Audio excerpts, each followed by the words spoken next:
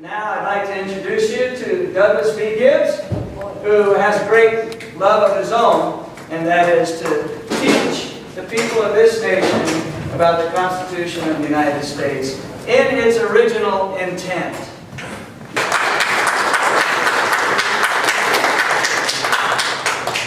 Good morning. Good morning. Can you hear me okay? Yes. All right.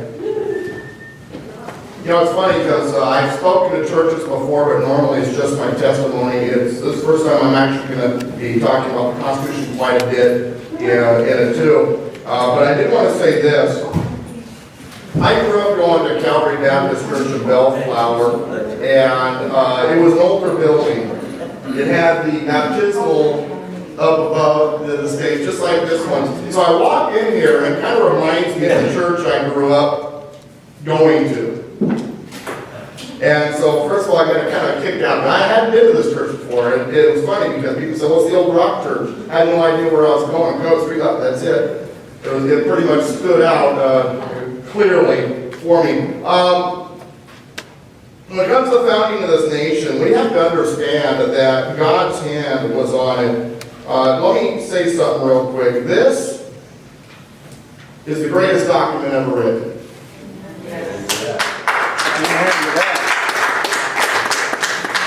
This is the second greatest document ever written.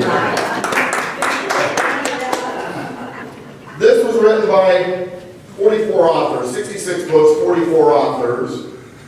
This was written by 55 delegates. It wound down to 42 delegates, and 39 were willing to sign it. In both cases, the hand of men wrote it literally, but in both cases, God's hand wrote it inspirationally. When it comes to the United States Constitution, the basis of our government is more than merely what we hear in the news. It goes deeper than even the words that are on this. We can look in Deuteronomy, Numbers, and Judges to find the foundation of our American system. We have 50 states that are united in a union, but yet they're expected to be also sovereign and unique and individual. That very concept comes from the Bible, that it began with 12 tribes that united but remained sovereign and individual and unique. 12 tribes of Israel. The idea of innocent until proven guilty, guess what? It's in the Bible. It is something that came up through Christianity.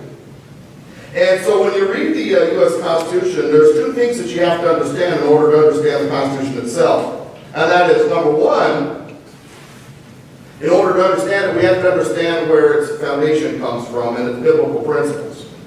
And number two, that the states are unique individual entities that came together in a contract to create our government. One of the verses that played heavy on what the founders were trying to do was Galatians 5:1. It was for freedom that Christ set us free, therefore keep standing firm and do not be subject again to a yoke of slavery. Under the British Empire, they were like slaves. They were under the iron fist of a tyranny. And as Englishmen, they appealed to heaven for a change. And they understood that the government is only good when the people are good. If the people aren't good and the leaders are not good, a tyranny is sure to follow. Benjamin Franklin accurately observed only a virtuous people are capable of freedom. As nations become corrupt and vicious, they have more need of masters.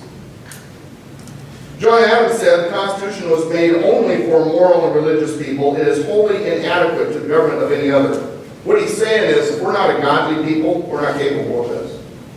If we're not a godly people who are willing to follow a moral standard, how can we follow this standard? And how can we expect our leaders to follow this standard if they're not even willing to follow the moral standard that God gave to us? Frederick Douglass, a former slave who achieved freedom in 1838, escaping by boarding a train, agreed with the Founding Fathers regarding the necessity of being a virtuous people. He said, the life of the nation is secure only while the nation is honest, truthful, and virtuous. Frederick Douglass also says something else, and I'm a huge fan of Frederick Douglass. And he has another, and I'm going to paraphrase, I don't remember the exact wording, I didn't write it down, but it came to mind just now. He said that when I first heard of the Constitution, I didn't like it. Then when I learned to read and I read it, I loved it. Then he said something that was very fascinating. Education is emancipation. Ignorance is bondage. The reason why I teach classes on this, and I, as a public speaker, go out and speak to groups about this Constitution, is because if we are not educated on the way our system is supposed to run, and we are not educated in the fact that the biblical principles that God gave us are in this, we're incapable of following it. We are incapable of maintaining it. If we're not a godly nation, we're not capable of this. Samuel Adams recognized that we cease to be a virtuous people. And if we are, and this is his quote, and if we are universally vicious and debauched in our manners, though the form of our Constitution carries the face of the most exalted freedom, we shall in reality be the most abject slaves. That's what tyranny does. Someone asked me one time, they said, Doug, when did this leftism, hate Constitution kind of stuff start? When did that begin? And they were expecting me to say something like, maybe sometime around the American Civil War, maybe right after the founding, maybe something even right before that, and my response is always the same. It all began with a servant. From day one, the enemy wanted to stand against what God gave us. In the Declaration of Independence, it says that all men are created equal. And in this day and age, we've actually learned to misrepresent that. We think that equality means that we're all the same, we're all mindless, autonomous beings, just doing the same thing and not figuring out which bathroom to go to. And in reality, that's not what it meant. What it meant was that we are all equal in the eyes of the Creator. That we are all born as equal beings, and that God's love for us is equal for all of us. And that we have the equal opportunity to come to Him. And that our laws and our leaders should treat us similarly, but there should be no preferential treatment by law. But how can our leaders understand that if they're not following biblical principles? If they don't understand what true equality really is? George Washington, in his farewell address, said, "Of all the dispositions and habits which lead to political prosperity, religion and morality are indispensable supports. In vain would that man claim the tribute of patriotism who should labor to subvert these great pillars of human happiness. These firmest props of the duties of men and citizens, the mere politician, equally with the pious man, ought to respect and cherish them. Let it simply be said, where is the security for property, for reputation, for life, if the sense of moral and religious obligation desert the oaths, which are the instruments of investigation in courts of justice?" So what he's saying is, it's not just as a godly people, God needs to permeate through our politicians, our justice system throughout. Going back to what I said earlier, if we're not a godly people, we're not a godly nation, we're not capable of this. This was written for a moral and religious people. Patrick Henry said it best when he said, "It cannot be emphasized too strongly that this great nation was founded not by religionists, but by Christians. Not on religions, but on the gospel of Jesus Christ. For this reason, peoples of other faiths have been afforded asylum, prosperity, and freedom of worship here." There's this belief out there that the founding fathers were just a bunch of, you've heard the word, deists. Oh, they believe something's out there somewhere, but they don't know what it is. It's not a Christian God. That's what we're told. And Jefferson and Benjamin Franklin are the two main deists, we are told. This document, this book here is called the Jefferson Bible. And I'm sure you've heard of it. What Jefferson did is he cut and pasted from the Gospels the words of Christ, but he removed certain things, such as the miracles and the deity of Christ. And it has been said he did that because he didn't believe that Jesus was God in the flesh, but he liked what Jesus had to say. But if you go back to the original documents, you don't listen to professors, you don't listen to media people that are giving you third-hand, fourth-hand information, but you go back to the original documents, here's what you learn. Thomas Jefferson was a Christian, he was a man of faith, and he believed it was the duty of the colonists and the new United States to spread the word of Jesus Christ to the Indian population. But he feared that they may not understand the deity part of Christ, especially having not even ever heard of the Old Testament or Israel. So he figured the way to get to the Indian population was first through the words of Christ.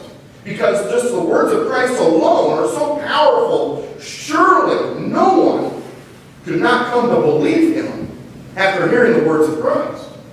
And then once they come to love the words of Christ, then we can add Son of God, God in the flesh, and so on and so forth. So when I talk about this, people say, well, that proves that Jefferson didn't believe Jesus was Christ. It was God in the flesh. No. It shows that he had a passion for spreading the gospel of Christ even to those who had never even heard of Christ before. And then people say, well, gosh, Jefferson never said he was a Christian. He indicated he was a deist. Really? I'm going to read you something real quick. It's a letter by Thomas Jefferson. You're going to get a kick out of this, by the way, as soon as I find it. I've got it highlighted in here somewhere. What I should have done is marked it, but see, only pastors do that. The rest of us, we have no clue what we're doing when it comes to that stuff. So, I probably should have called him first and said, okay, what do I do when I want to find the page that this is written on? Jeez Louise. And of course I find it quickly every time until today. Okay, there we go. Oh boy. Pastor Elliott, pray for me.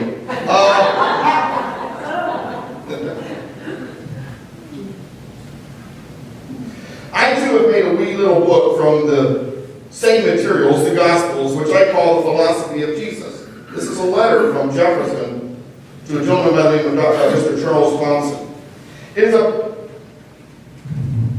is a paradigm of his doctrines made by cutting the text out of the book and arranging them on the pages of a blank book in a certain order of time and subject. A more beautiful and precious morsel of ethics I have never seen. It is a document that is proof that, and by the way, he puts this next part in all caps, I am a real Christian, comma. That is to say, a disciple of the doctrines of Jesus.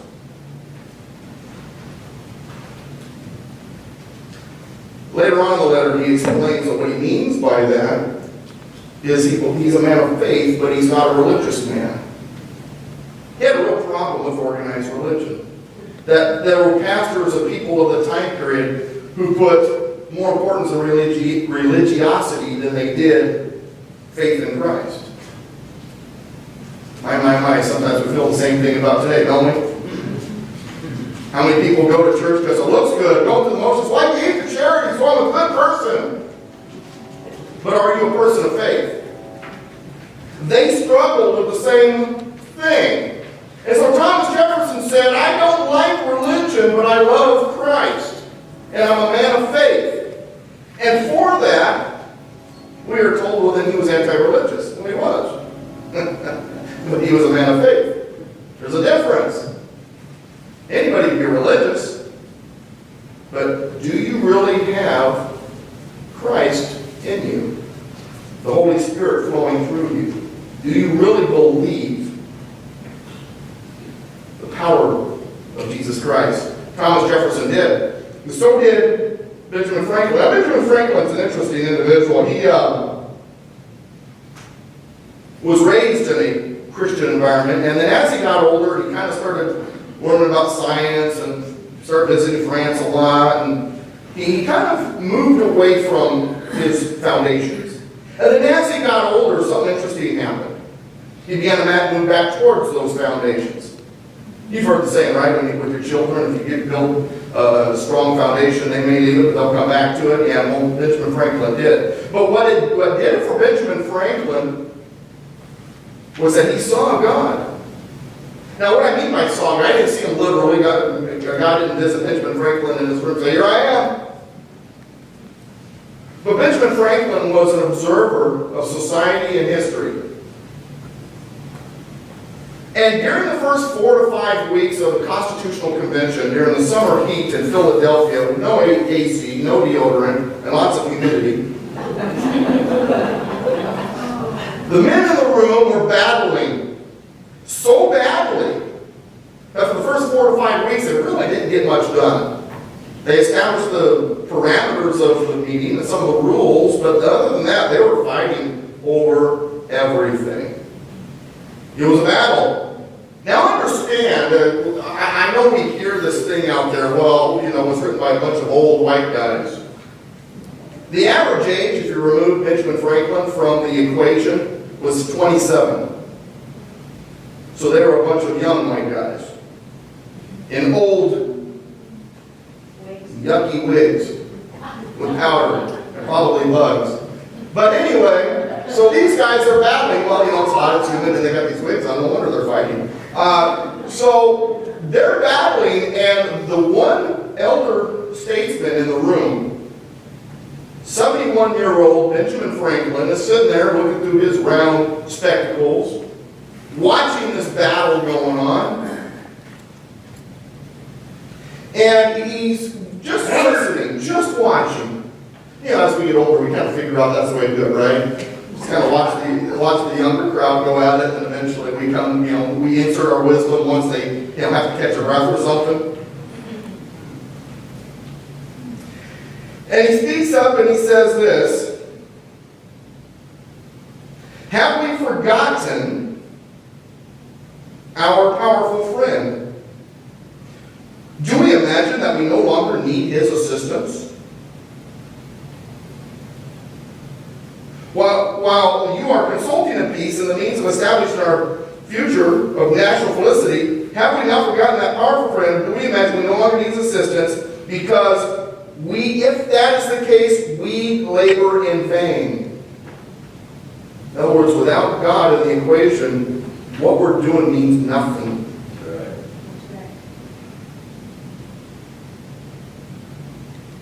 And so then he began to recount how during the Revolutionary War, they were on their knees in prayer.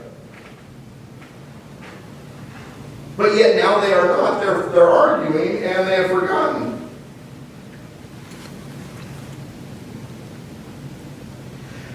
And as he's speaking to them, he says, you know, if he knows every sparrow that falls to the ground, surely he is involved in the affairs of men and the creation of empires.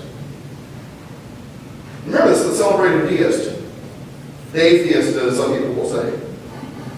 Saying that if God knows every sparrow that falls around, surely he's involved in what we're doing. And we're not even willing to pray to him. What is our problem?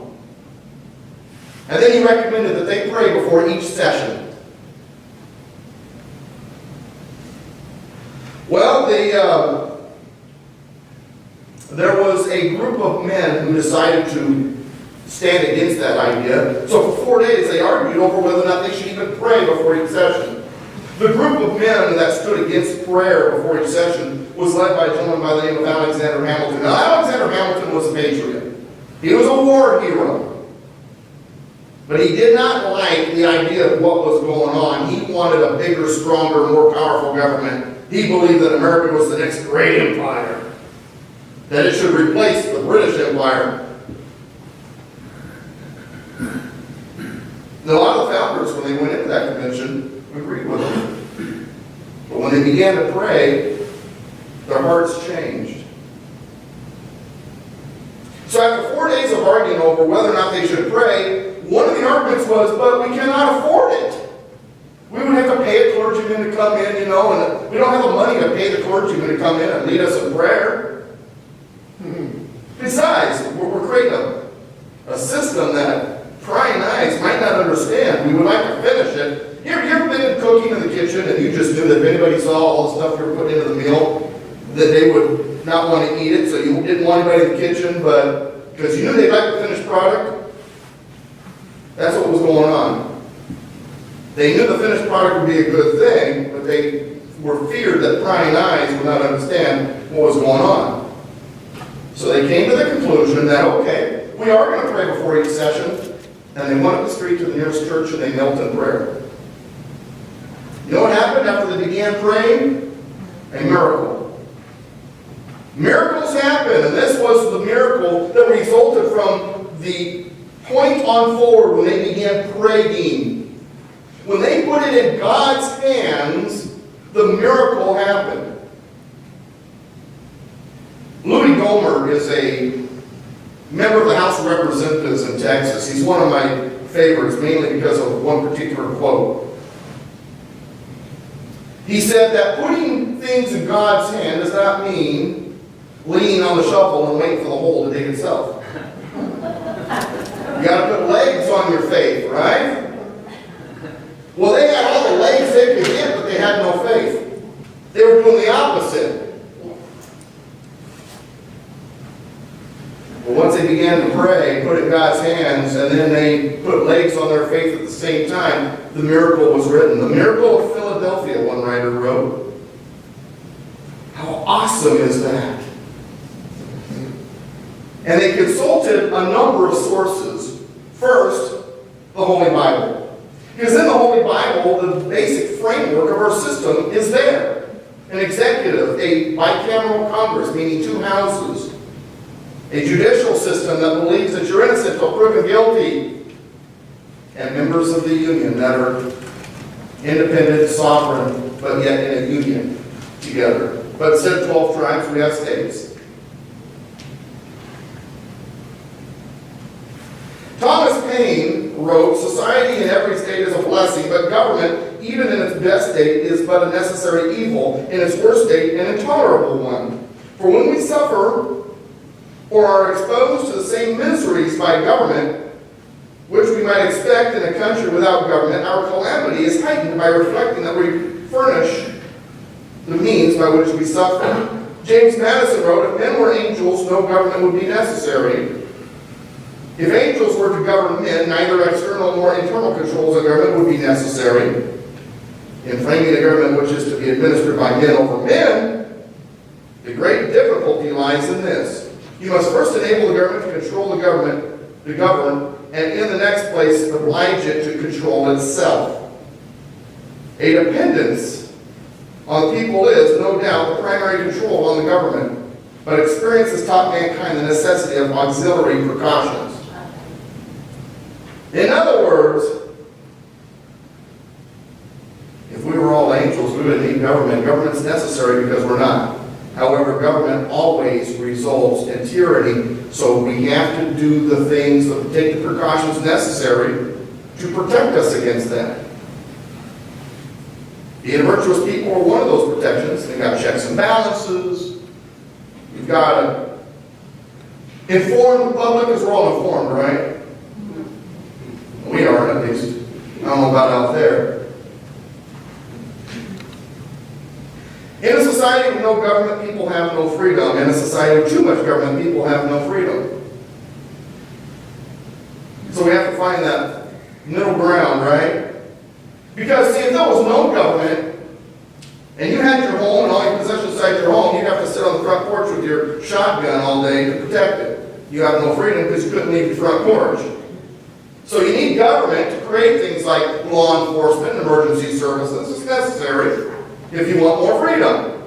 But then if government has too much power and they are sticking their nose in every little thing about your life, your freedom also goes away. And that's how that works out.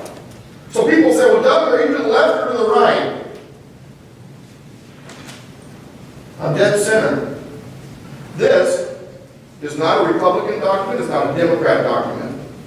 It's not a right document. It's not a left document. It's not a liberal document. It's not a conservative document. It is an American document for Americans.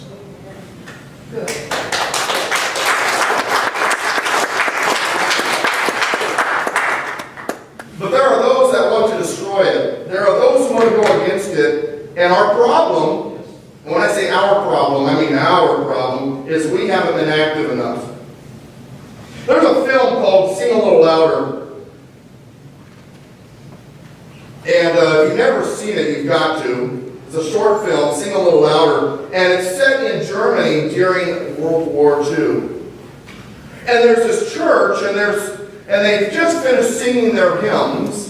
And the pastor has come up to the podium to preach. And there's this little boy, usually right about the time the pastor starts to preach, and about the same time, he's got a little pocket watch. A train goes by. The train tracks are right there, or right on the other side of the gate, just on the other side of that front lawn of that church. And this train goes by. It's a little boy, because he gets bored in church. You know how little boys can be. So rather than fidget, he's watching his watch, and he's waiting for the train to see if it's going to be on time. And it always is. And sure enough, the train's coming by, you can hear it coming. The watch, it's right on time. But this time the train does something it's never done before. It stops right in front of the church.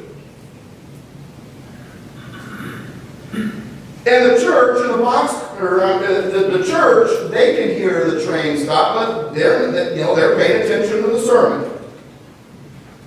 But in the train, in the boxcars, it's not goods being moved, it's persons. It's Jews being sent to camps. And the people in the church can hear the people inside the boxcars crying because they can hear the preaching. They know people's out there and they start crying for help. Help us, please. And the pastor preaches a little louder to drown out the cries. And so the people in the boxcar start to scream louder. And so the pastor is trying to sing again, and they begin singing so loud as they can, so they don't have to hear the cries of the people in the boxcars out on the tracks. And the mother of the little boy looks down and notices he's gone. The little boy, curious about the voices, had gone out front. And he had walked up to this train to see who these people were. And between the wooden slats on one of the boxcars, he could see the face of a woman. And the woman looked like she was in pretty bad shape. But she understood that the little boy was scared. So rather than frighten him, she just said, "So what's your name?" The little boy knew something was wrong. He could hear the screams. He could see how the people looked through the slats. And he began to cry. Because he understood. And his mother came out. She finally realized he's out there and grabbed him and took him in as a couple of Nazi guards were walking down the tracks and telling her to get back into the church. None of your business. Don't pay attention to what's going on. And meanwhile, in the church, you can hear now that they're singing as loud as they can. That's practically screaming because they don't want to hear the cries of the people in that train. We live in a country where 1.2 million babies are aborted every year. We live in a country where we can't even figure out which bathroom to use anymore. We live in a country where our faith is under attack. Are we going to sing a little louder? Or are we going to put legs on our faith? Are we going to stand there waiting for the hole to dig itself, or are we going to pull out the shovel and start digging in? Are we going to be a people, a Christian people? Are our churches going to finally say, you know what? Jesus doesn't belong just inside the four walls of a church, but belongs out there in the public square.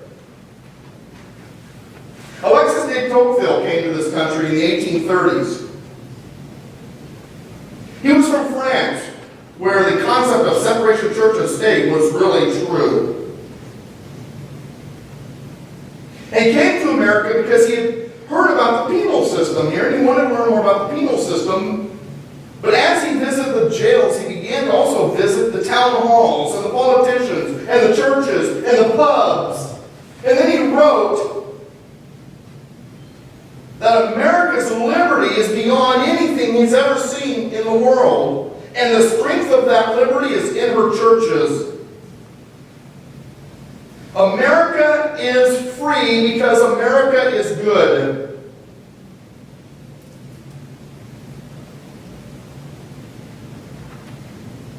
Only virtuous people are capable of freedom. If we're not a virtuous people, if we are not standing firm on the Word of God, if we are not a godly people, we're not capable of this. This was written for a moral and religious people. And if we stop being that, we will lose this. And when we lose this, they will take this away. I was watching the Twilight Zone one time. Burgess Meredith, for those of you Twilight Zone fans, that's not a surprise. He's in like half of it, it seems. And it's a future world, and it's called Obsolete Man. And in this future world, if you're obsolete, you will be terminated. And he's a librarian, and technology has gotten to the point where books are no longer needed because everything's electronic. Boy, you want to talk about seeing the future, man. This is from the 60s. Rod Sterling, man, I tell you. Anyway, so he's going to be terminated, and you choose how you're going to be terminated. He decided he wanted to be terminated by being exploded within his home by bomb. So he's waiting for the hour to come, and he pulls out his favorite chair, puts it up next to this safe he has in the little room. He goes to the safe, opens it up, and pulls out his Bible. Are we destined for a lifetime in the future where we have to put this in a safe? Or are we going to walk freely with it on the street and share its word? Because God gave us this country to be able to do so.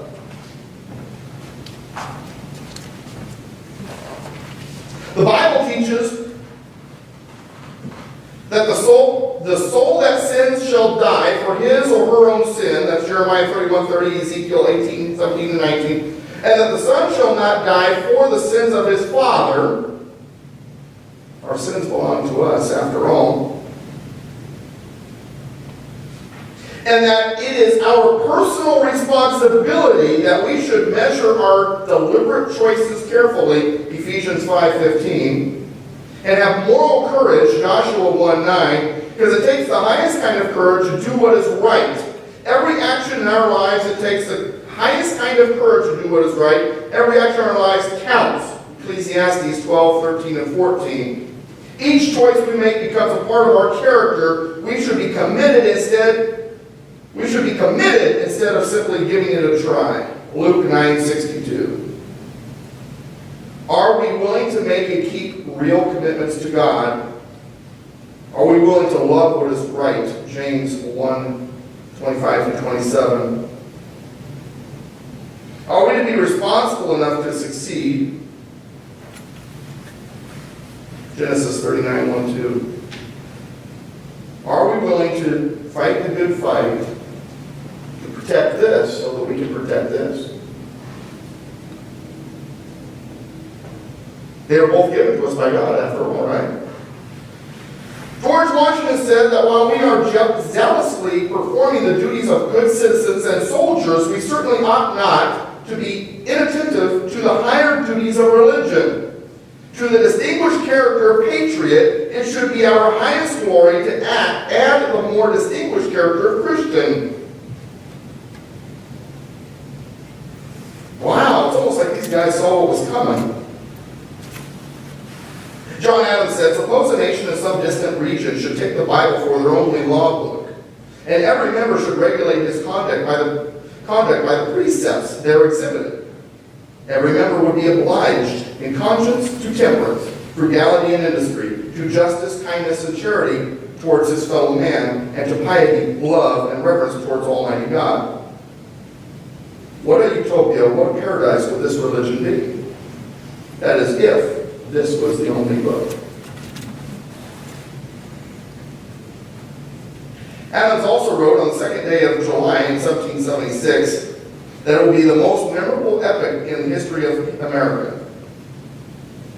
Quote, I am apt to believe that it will be celebrated by succeeding generations as the great anniversary festival, July 4th.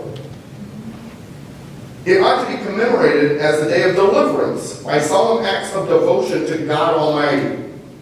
It ought to be solemnized with pomp and parade, with shows, games, sports, guns, bells, bonfires, and illuminations from one end of this continent to the other, from this time forward forever. Well, that's what it's become, hasn't it? But when we're out there in our 4th of July celebration, is God there with us? Are we proclaiming not just this, not just that, but this? Because without this, and that red, white, and blue doesn't exist. John Hancock said, resistance to tyranny becomes the Christian and social duty of each individual. Continue steadfast and with a proper sense of your dependence on God, nobly defend those rights which heaven gave, and no man ought to take from us. We have responsibilities as Christians, my friends. As Christians, it is our duty to defend this, and that. It is our duty. And people say, well, Doug, why is it you do all this stuff that you do regarding the Constitution? Because I know you don't make much money. How do you fund this? And I said, well, I have a wife that works a lot of overtime. So why is it then, if it's such a hard road, if you make so little, why do you do it? Knowing what I know, if I didn't, it'd be the sin of omission, would it not? God gave me a ministry. When I was in high school, my letterman's jacket had a descending dove on the back, and it said Runner for Christ. I ran cross country and track. I had scholarships to go anywhere in the nation I wanted to go to school. For some strange reason, I thought it was a much better idea to get my girlfriend pregnant, marry her, and enlist in the Navy. My family was not too happy about it. 33 years later, we're still married. We have 2 children and 7 grandchildren. And when I was in high school, before I had taken that route, and I had that descending dove on the back of my letterman's jacket, I was convinced I was going to be a pastor someday. I was going to get into the ministry, and my choices took me on a different path. But you know what? God still gave me my ministry, it just wasn't what I expected. This has become my ministry. It's amazing what God does in our lives. We expect this, and He does this, and we go, okay, it's different, but it's better. I'll take it. It's amazing. And people say, well, Doug, don't you wish that you've been doing this all along from the very beginning? I said, no. I had not taken the path of life that I needed to take to get there yet. God knew what He was doing. He took me down a very difficult path to bring me where I am now. I am the person I am because of God's path. Had I not taken that path, I would not be able to do what I do. It was God who did it. I look back at my life and I'm like, had it been God, I'm just not skilled enough. I've seen God's hand throughout my life. When I was 19, I had a left temporal fracture in my head. For those of you in the medical industry, the first words out of your mouth usually is that you're walking and talking. It is a miracle that I lived. I was angry with God for a while because of my pride. The things I had lost, I was very prideful about. I was a long-distance runner. My knee was destroyed. I was a bright kid. High intellect memory center was hurt. And so I spent all this time angry at God after I was in a coma. And it took me 3 months to even get to the point where I could leave the hospital. And right before I was ready to leave the hospital, they put this gentleman next to me in the hospital, in a bed next to me. And he really made me mad. He was smiling all the time. And I was angry with God. I didn't need somebody smiling next to me. His happiness really ticked me off. So one day I decided I was going to confront him about it. And I walked up to him and I said, "Sir, why is it you are smiling all the time? It's really starting to tick me off." And he looked at me and he smiled. And he reached behind his pillow and he pulled out this leather-bound book with gold-trimmed pages that said Holy Bible on the cover. He set it on his chest and said, "This is why."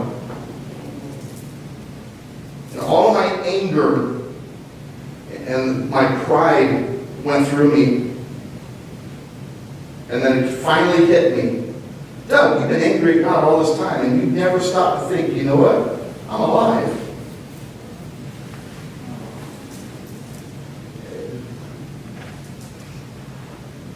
God's plan for me was deeper than I thought. I don't know why He kept me alive. Maybe it was for this. Maybe it was so that I could continue to be my daughter wasn't born. Maybe it was so she could, maybe it's just one thing I say to Lord, I don't know. But it's God's hand, not mine. I'm sure it had nothing to do with me surviving. And then after the accident, I had a seizure difficulty where I was having seizures every day. They put me on medication. My body would actually overcome the medication. I was having what was called breakthrough seizures, and it was a really bad thing. And then finally in September 93, I had my last seizure. And in October of 93, they did an EEG, electroencephalogram on my brain. They did it every 3 to 6 months. And they always came out with this, showing a problem in what was called the temporal region. It was called left slow wave focus. That's what was causing my seizures. And suddenly this EEG came out normal. So they did one that was sleep deprived, because when the brain is more tired, it's easier to pick up these things with the brain, and they did the EEG, came out normal again. So they did a sleep deprived fasting. I'm going to tell you what, if you can't eat, drink, and you got to stay awake for 24 hours, that's tough. I employed my wife to help me out. She kind of slapped me upside the head a couple times. But I made it for the 24 hours. I was hungry, I was tired, but darn it, I made it. Went to the EEG came out normal.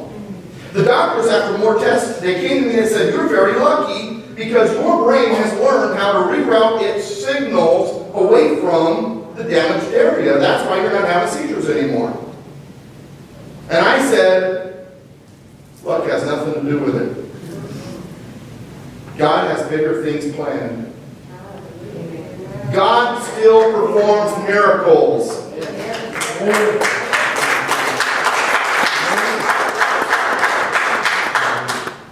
So, in closing, our goal and our foundation as country is that we must be a godly society, an informed public, believe in local government, have a free market. Keep federal government out of our business. It's none of their business.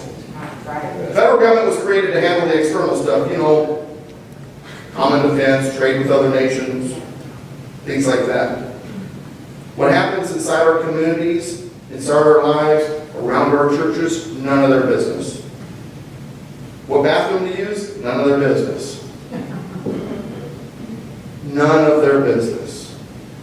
And if we're a godly people, we can turn that around. But here's the thing, we can't flip a switch. It took us 240 years to get where we're at. It'll take us 240 years probably to get back. If we are vigilant as Christians, but we must be. If we are not vigilant, and we are not in prayer, and if we're not in the Word, we're not going to do it. So I leave you with this. God bless America, God bless you, but remember, I end my radio show with this every time. United we stand, but combined we kick butt. Thank you.